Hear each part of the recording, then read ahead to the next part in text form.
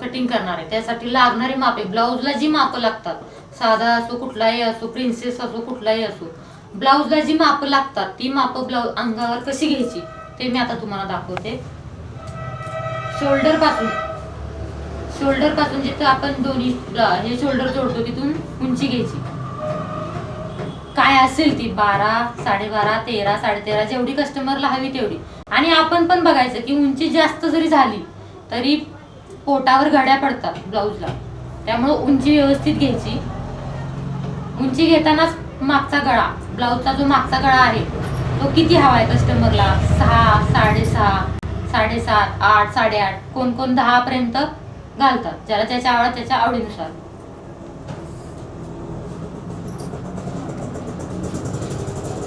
पुढचा गळा 5.5, 6, 6.5 जेवढा हवे तेवढा. टक्स पॉइंट 8.5, 9, 9.5 पर्यंत येतं.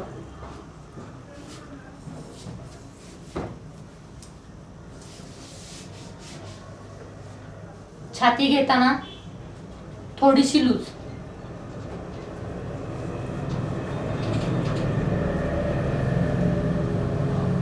कमर फिटिंग मध्ये घ्यायची.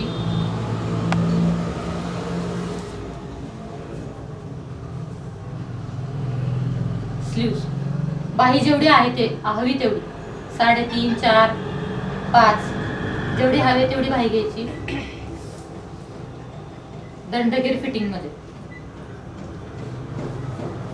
ही होती ब्लाऊजला लागणारी माप.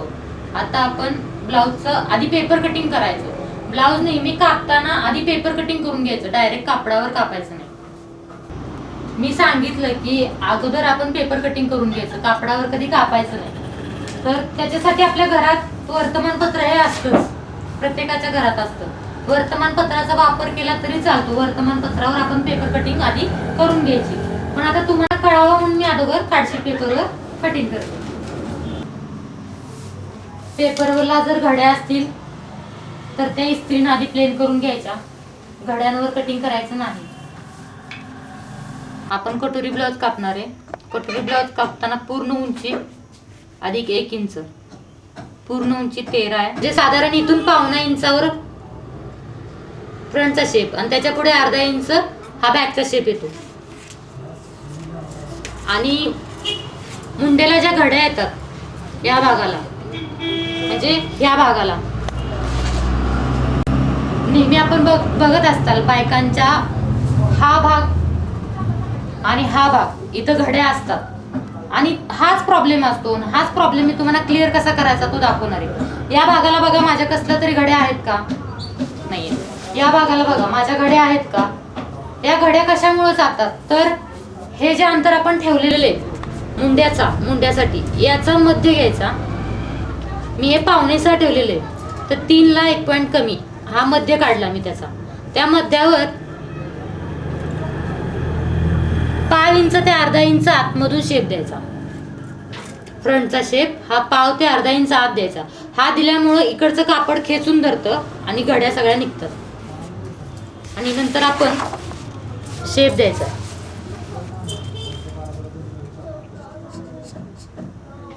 इथून 1 इंच पुढूनच आपण शेप द्यायचा, इथून द्यायचा नाही. 1 इंच पुढे घेऊन तिथून फ्रंटचा शेप सांगितल्याप्रमाणे आतून शोल्डर थोडंसं कमी घ्यायचं. मागचा गळा मोठा आहे त्यामुळे शोल्डर कमी चालतं. शेप व्यवस्थित द्यायचा, राऊंड आला पाहिजे. पाठीमागचा शेप मार्किंग वरून थोडासा आतून, जास्त ह्याच्यामध्ये जास्त अंतर नसतं कारण फिटिंगचा असतो ब्लाऊज. आणि हे इथं असं जुळवायचे दोन्ही भाग.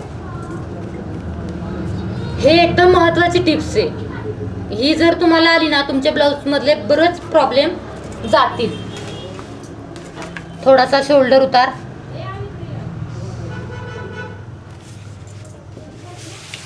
पुढच्या गळ्याचा आकारही देऊन द्यायचा.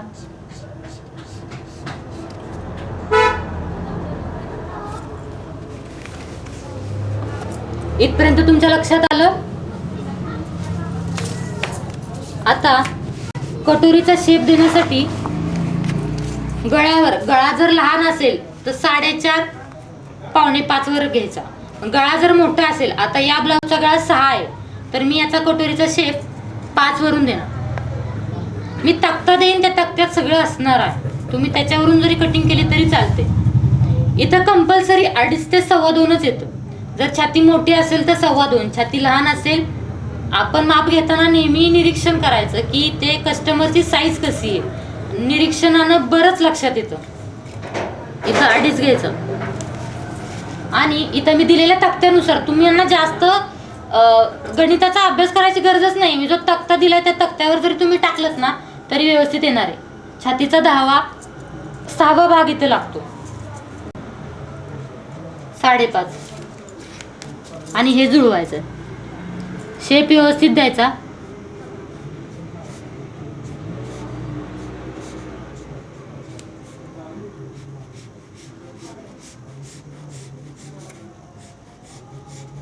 असा राऊंड व्यवस्थित शेप येईल बघा.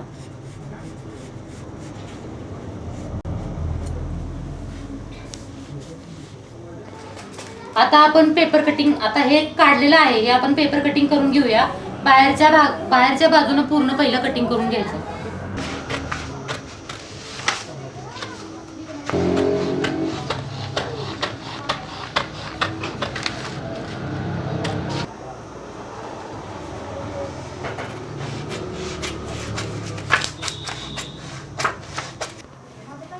आता मागचा भाग आपण वेगळा करून घ्यायचा आहे.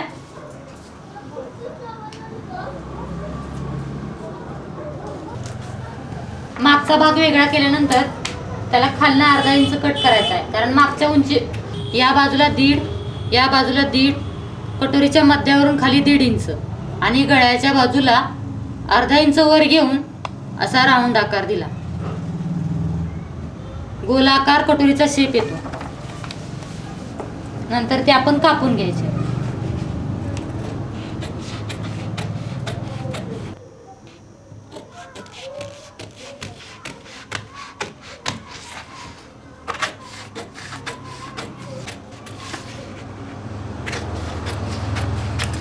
कटोरी निघाला. हा मी मधला भाग कच्चा काढून टाकते.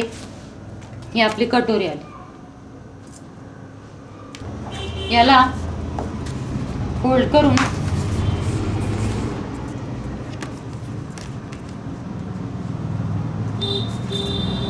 टक्ससाठी नेहमी 1.25 इंचच घ्यायचं. 1.5 ते 2.25. लहान साईजला 1.5, इथं 1.5 लहान साईजला, मोठ्या साईजला 2.25 आणि वरती 2.5 इंच.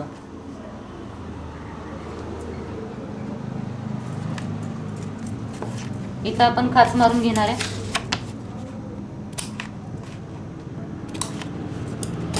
इथून हा असा टक्स मारायचा आपल्याला.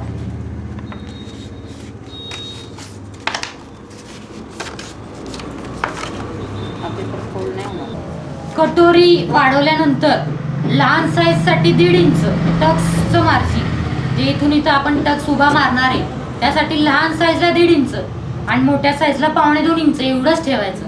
आणि वरती 2.5 इंचावर येतो. लहान साईजला 2.25, वरती टक्स पॉइंट आणि मोठ्या साईजला 2.5 इंच आणि हा असा टक्स मारायचा आहे. मी तुम्हाला मार्किंग दाखवते.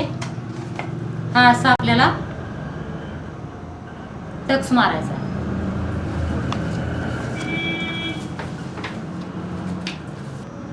आता बाही कशी काढायची ते आपण बघूया.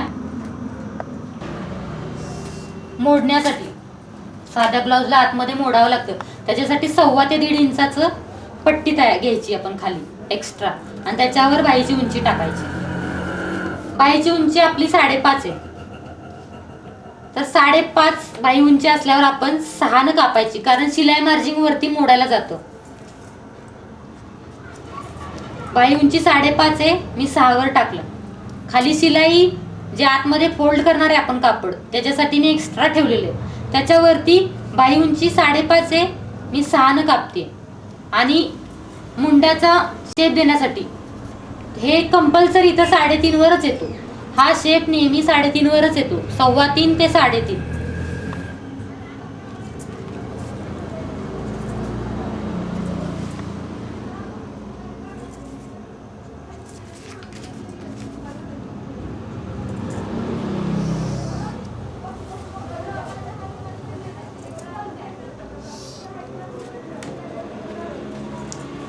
इथं आपण आपला दंडगेर टाकणार आहे. जो दंडगेर असेल तो 12 आहे, मी 6 टाकलं. 12च्या निम्म. पुढे शिलाई मार्जिन 2 इंच. इथं घेताना आपण जो मुंडा टाकलेला आहे सुरुवातीला त्याच्या 1.5 इंच 1.5 इंच इथं दंडगेर टाकला. दंडगेराच्या निम्म. दंडगेर 12 आहे तर मी 6 टाकलं, अधिक शिलाई मार्जिन 2 इंच. आपण जो सुरुवातीला मुंडा टाकलेला त्या मुंडात आपण मुंडा टाकला 5.6 अधिक 1.5 इंच. 5.6 5.7 7.25 7.25 ते 7.5 इंचावर आपला शेप येणार. त्याच्या पुढे शिलाई मार्जिन 2 इंच. आता शेप ज्याची प्रॅक्टिस झालेली असते ते डायरेक्ट शेप देतं, पण आपल्याला आपण नवीन आहे तर शेप देताना याचा आणि याचा मध्य काढायचा. हे 7.5 आहे, याचा मध्य 4.25 उभा आखून घ्यायचा. या भागाचे 3 भाग करायचे. समप्रमाणात 3 भाग करून घ्यायचे. याच्या पुढे 1 इंचावर मार्किंग करायची आणि याच्या पुढे 1 इंचावर मार्किंग करायची.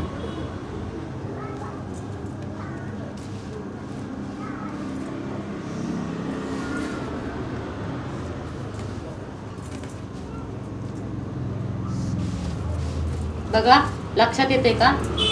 हे आपण मुंडा जो टाकला अधिक 1.5 इंच घेतलं, त्याच्या पुढे शिलाई मार्जिन 2 इंच घेतलं.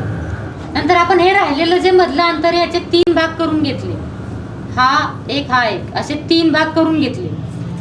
याच्या पुढे 1 इंच, याच्या मागे 1 इंच असं घेतलं. नंतर आपण हे आतले शेप द्यायचे. हा इथून असा घेऊन एस आकार घेत हा वरती जोडायचा. बॅकचा भाग इथूनच हा या 1 इंच जे आपण आतून घेतलं तिथं जोडायचा.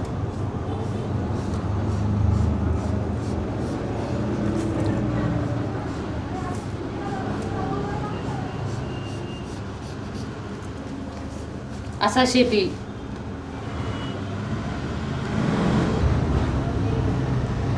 पायी मी काढताना दाखवली बघा, ती तुमच्या लक्षात येते का? मी पुन्हा एकदा सांगते. जे साधा ब्लाउज आपण कट करणार आहे त्याला आतमध्ये मोडण्यासाठी हे 1.25 ते 1.5 इंचाची पट्टी घ्यायची, आखून घ्यायची आपल्याला. त्याच्यावरती जी बाही उंची आहे आपली त्याच्या अर्धा इंच अधिक, म्हणजे माझी ही बाही उंची 5.5 आहे तर मी 6 इंच घेतलं. आणि इथलं अंतर हे नेहमी 3.5च येतं. 3.25 ते 3.5 एवढंच येतं. जे मुंड्याचा शेप देण्यासाठी आपण जे अंतर घेतो हे नेहमी 3.5 इंचावरच घ्यायचं. इथून इथं आपण जो मुंडा टाकला ब्लाऊज कट करताना, जो पहिला मुंडा टाकला त्याच्यात 1.5 इंच वाढवून, म्हणजे मी मुंडा टाकला 5.6 अधिक 1.5 इंच वाढवून 6.25. हे इथलं अंतर मी 6.25 टाकलं. त्याच्या पुढे शिलाई मार्जिन 2 इंच हे जुळवून घेतलं. हे इथून कट केलं. हे फोल्डिंग साठीची पट्टी. आता हे शेप आपल्याला देता येत नाही. ज्या टेलर असतात त्यांची प्रॅक्टिस झालेली असते, त्यामुळे त्यांना हे असं काय आखावं लागत नाही. पण आपली प्रॅक्टिस करून करून होणार आहे. तर मी तुम्हाला सोप्या भाषेत सांगते की हे शेप कसे द्यायचे. हे जे आपलं मधलं अंतर राहिलेलं आहे ना त्याचे 3 भाग पाडून घ्यायचे. त्याच्यानंतर इथून 1 इंच आत यायचं, इथून 1 इंच बाहेर यायचं. जो आतला शेप आहे फ्रंटचा शेप तो आपण इथून असा जे 3 भाग पाडलेत त्याच्या इथून बरोबर ह्या टोकाला जुळवायचा. आणि दुसरा इथूनच या बाहेरच्या बाजूनं जे आपण बाहेर 1 इंचावर मार्किंग केली तिथं यांना जुळवायचा. बरोबर हा शेप तयार आहे. तुमच्या प्रॅक्टिस नंतर तुम्हाला हे सगळं करावं सुद्धा लागणार नाही. तुम्ही शेप देता.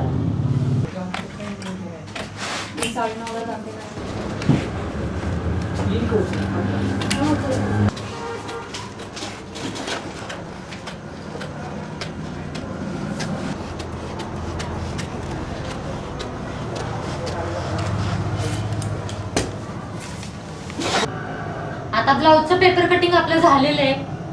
ते पेपर कटिंग ब्लाऊज पीसवर ठेवून कसं कापायचं ते मी तुम्हाला दाखवते. सुरुवातीला हा ब्लाउज पीस आहे, हा आपला ब्लाउज पीस आहे। याची घडी कशी घालायची, काटाची बाजू काठावर ठेवून बंद घडी, ही ब्लाउज पीसची बंद घडी आहे, ती अशी अंतरून घ्यायची।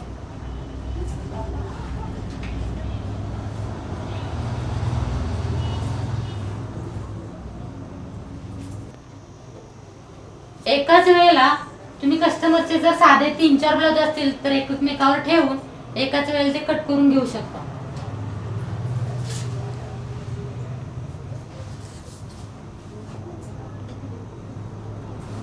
ब्लाउज पीसला जर घड्या असतील तर त्या इस्त्रीनं प्लेन करून घ्यायच्या।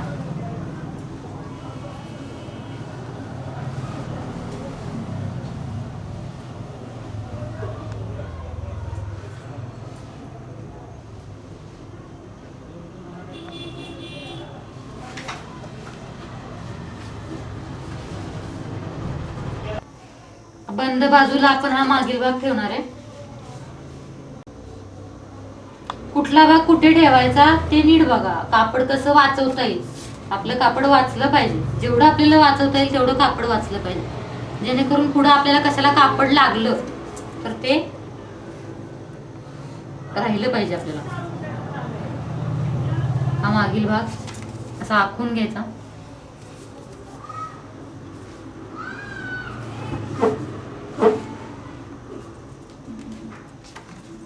मागचा भाग गळ्यासाठी नेहमी 2.5,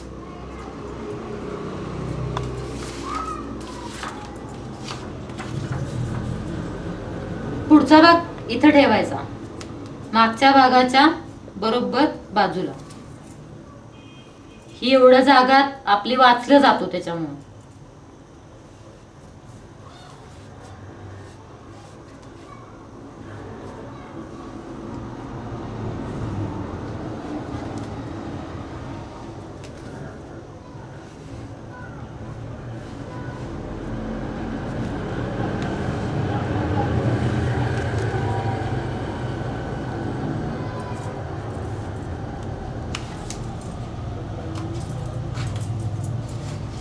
योक पट्टी बॅकच्याच खालच्या बाजूला,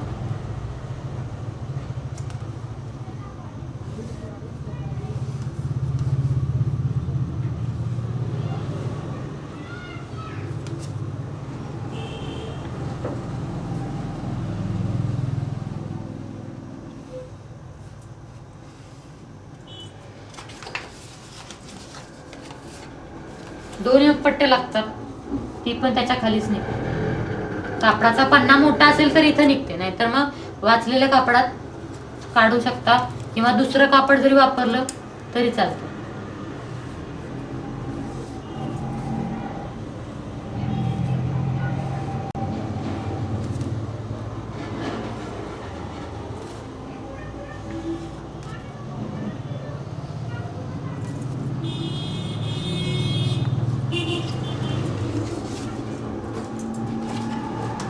बाई ही उभी काढायची आणि आडव्यात जरी काढलीत तरी काही प्रॉब्लेम येत नाही फिटिंगला। कापड कमी असेल, वाचवायचं असेल, आडव्यात काही काढली तरी काही प्रॉब्लेम येत नाही।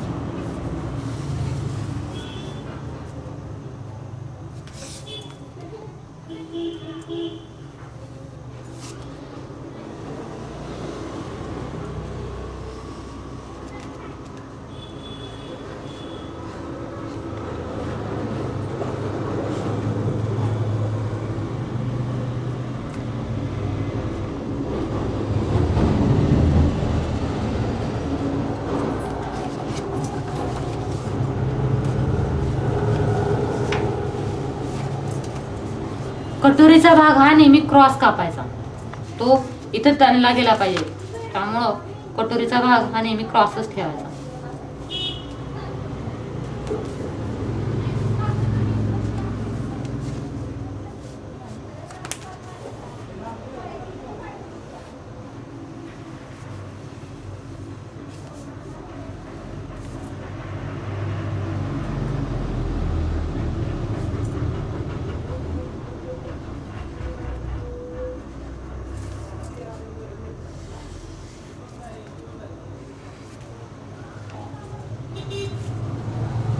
टक्सचे मार्किंग करून घ्यायच्या. बघा आपण कुठला भाग कुठे बसवलेला आहे. हा आपला 1 नंबर, मागील भाग हा आपला 2 number, Yogapatti 3 number, Yogapatti double असते, पट्टी जरी लावली तरी चालते, कटोरी आणि बार. अशा रीतीने कापडावर अंथरून घ्यायचं. बघा मी पुन्हा तुम्हाला सांगते की आपला पूर्ण ब्लाऊज तयार कसा होतो. अगदी माप घेण्यापासून पहिला आपण माप घेतलं, नंतर ते पेपर कटिंग पहिली केली आपण आणि पेपरवरच पहिलं कापायचं, जेणेकरून कापड खराब होत नाही. आपण पेपरवर काही चुकलं तरी पुन्हा दुसरा पेपर कटिंग करून ते दुरुस्त करू शकतो. पण आपण जर डायरेक्ट कापडावर कापलं तर ते कापड वाया जातं, आपल्याला भरून द्यावं लागेल कस्टमरचं कापड. तर आता मी हे जे आखलेलं आहे ते कापून घेते आणि तुम्हाला हा ब्लाऊज शिवून दाखवते. आता हे पाहिलं तुम्ही की आता आपलं कापडावर आखून झालेलं आहे. आता मी ते कट करते.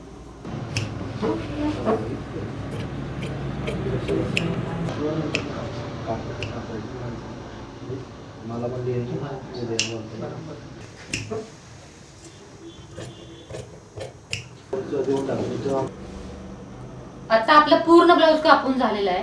आता मी तो तुम्हाला शिवून दाखवते. सुरुवातीला तुम्हाला कटोरीचे टक्स कसे मारायचे ते सांगते. हे अंतर आपण टक्स साठी घेतलेले 2.25 इंचाचं, वरती 2.5 इंच घे.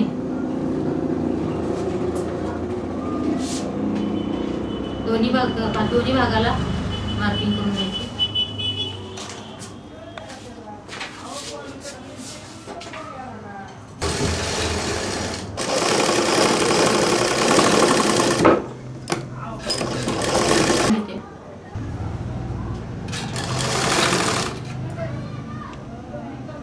कटोरी जोडताना खालचा भाग ओढायचा, कटोरीचा पीस कसलाच ओढायचा नाही.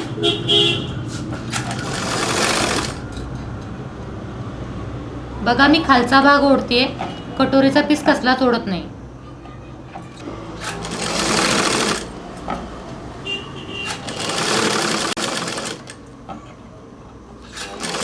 पट्टी तयार करून जोडणार.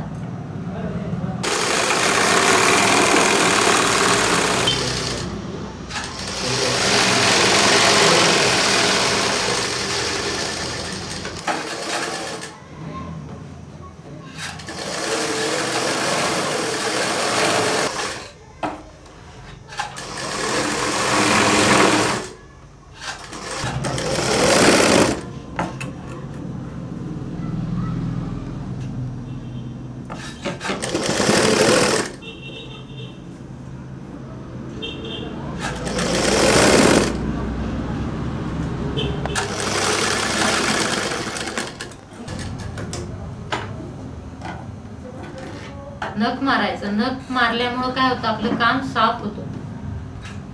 नंतर ती आतमध्ये अशी फोल्ड करायची आणि पुन्हा त्याच्यावरून एक किनारी मारायची.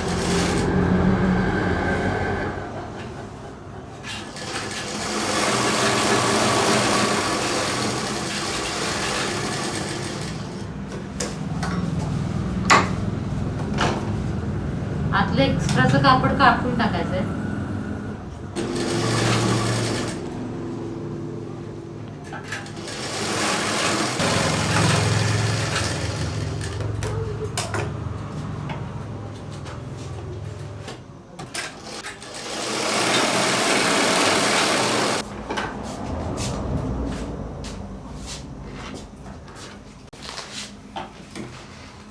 त्याच्यावर किनारी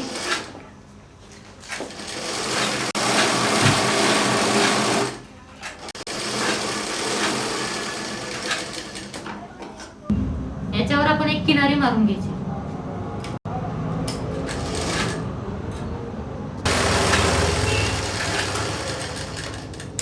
बायकांना जास्त करून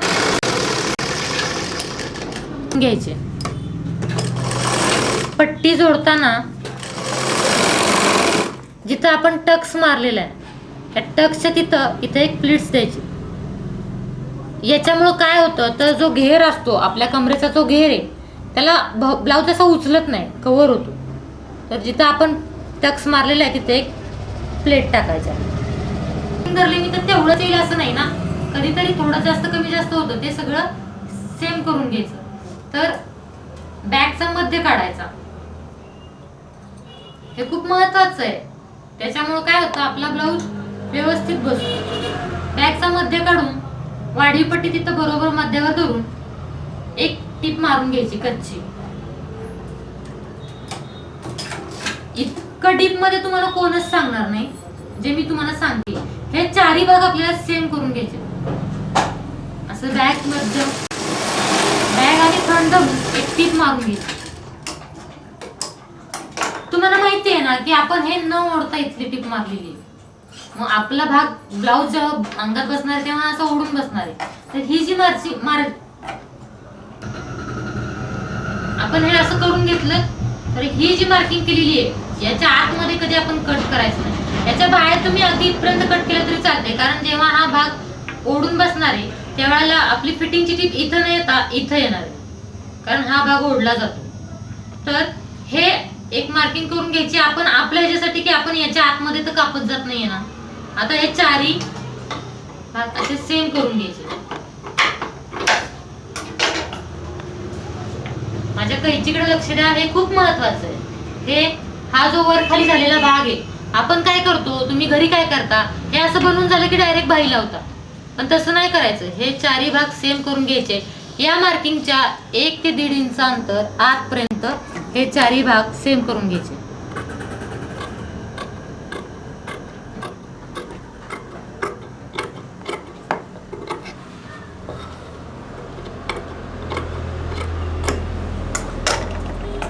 हे बघ, आता जेव्हा तुमची फिटिंगची टीप येईल तेव्हा सगळं एकसारखं असणार आहे.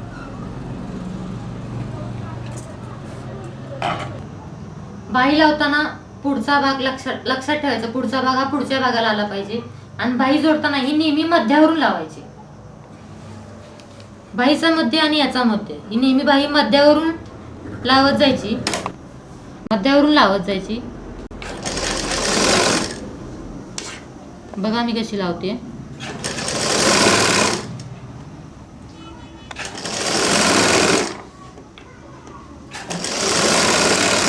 आणि इथूनच परत फिरून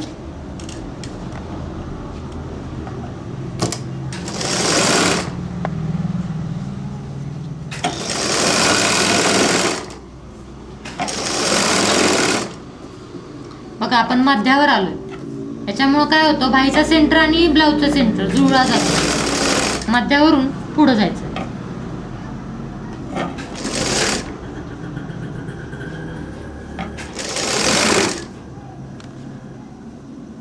तर बाहीला कसलंच ओढायचं नाही.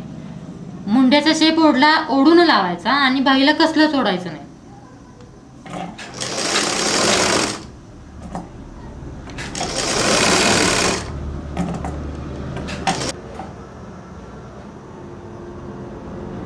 तू 1 2 3 4 हे आपण कच्चा असं जोडून घ्यायचंय. सरळ भाग ठेवून ही टीप मारून घेतली. आता याला उलट करून आपण फिटिंगची टीप टाकणार आहे.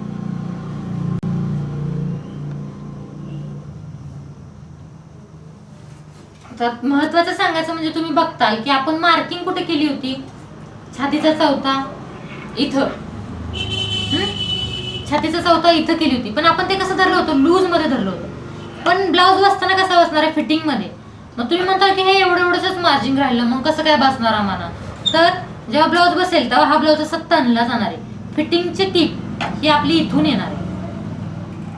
हे परफेक्ट माप होतं, हे आपलं तणलं जातं. फिटिंगची टीप ही आपली इथून येणार आहे. आणि फिटिंग ही सरळ मध्येच येते. मी तुम्हाला दाखवते. दंड घे बघा, मी कमरेपासून सुरुवात करते.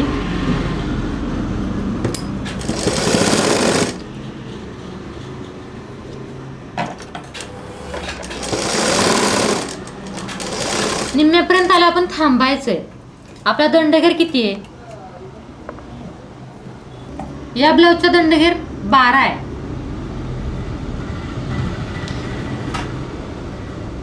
मी 6 वर मार्किंग करणार दंडघेराच्या निम्म. मी इथून सुरुवात केली, निम्म्यावर येऊन थांबली. इथं मी दंडगेराचा निम्मा भाग घेतला 6. आता मी हे सरळ मध्ये जोडलं.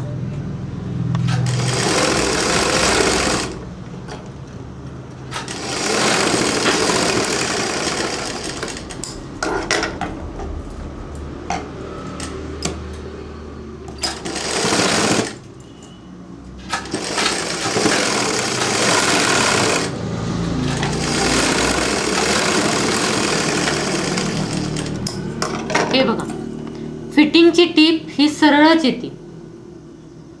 हे आपलं शिलाई मार्जिंग राहिलं. आता तुम्ही म्हणताल मार्किंग इथं केली पण त्यांची टीप इथं कशी काय? तर अगदी साधं सरळ सोपं उदाहरण आहे की हा भाग आपला तंतू, आपण कटोरी क्रॉस घेतलेली, हे तर फिटिंग मध्ये जर बसायचं असेल तर आपण मार्किंग ही कशासाठी करून घ्यायची? तर आपल्याला एक अंदाज की आपण याच्या आत कापत जात नाहीये ना, 4 भाग सेम करताना आपण याच्या आत कापत जाईना, इथपर्यंत जरी आपण कापलं तरी हे शिलाई मार्जिंग राहतं. हे तणल्यावर बरोबर इथं येऊन बसतं. आपली छाती आहे 36, 36चा चौथा 9. बघा ताणून 9 येते का? हे बघ, म्हणजे आपला हा ब्लाऊज व्यवस्थित बसणार.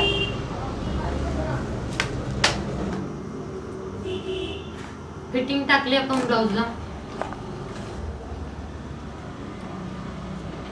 बघा आपण फिटिंग टाकलेली आहे. पण गळा हा डायरेक्ट बनवायचा नाही. गळा हा थोडासा कोरावा लागतो. दोन्ही शेप एकसारखे आले पाहिजे. त्यासाठी काय करायचं?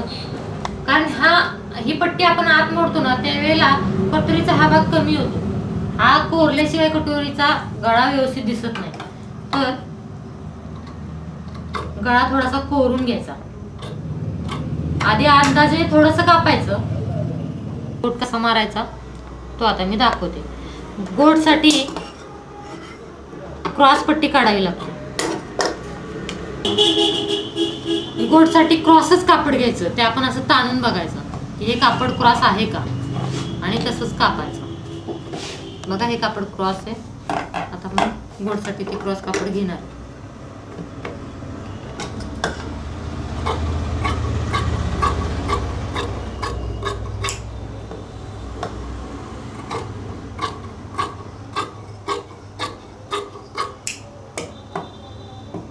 गोटसाठी लागणारी पट्टी आपण 1 ते 1.25 इंचाची घ्यायची. जास्त मोठी नाही, जास्त बारीक नाही. व्यवस्थित सरळ करून घ्यायचे.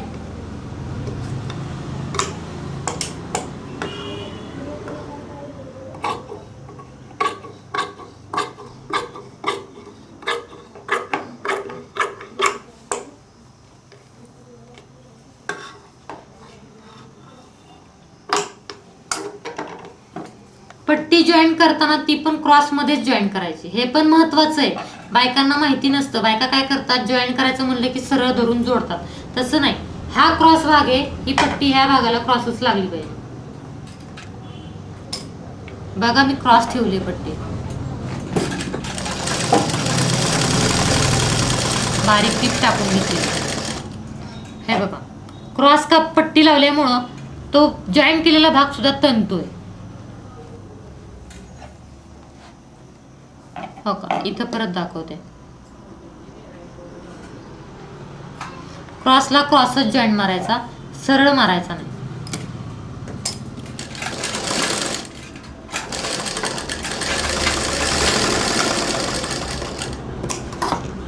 पुढचं एक्स्ट्राचं कापायचं आहे.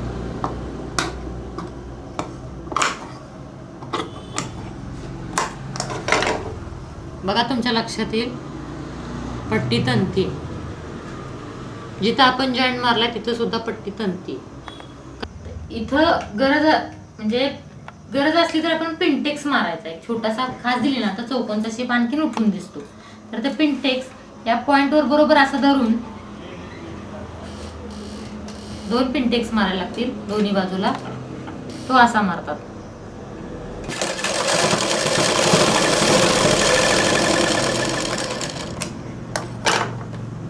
बघा चौकोन गळ्याचा हा कोना आणखीन छान प्रकारे तयार होतो पिनटेक्स मारल्यामुळे. आता या बाजूला पण